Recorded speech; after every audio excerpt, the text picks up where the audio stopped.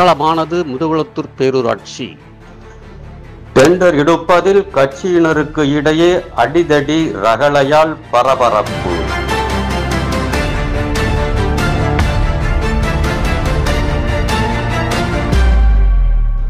ராமநாதபுரம் மாவட்டம் முதுகுளத்தூர் பேரூராட்சியில் வாரச்சந்தை ஏலம் விடும் நிகழ்ச்சி பேரூராட்சி செயல் அலுவலர் தலைமையில் நடைபெற்றது.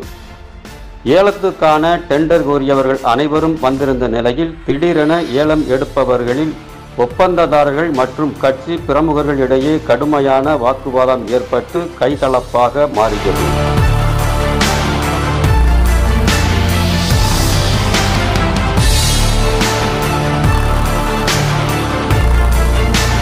ஒருவருக்கொருவர் நாற்காலிகளை தூக்கி வீசி கலாட்டாவில் ஈடுபட்டதால் பெரும் பரபரப்பு ஏற்பட்டது.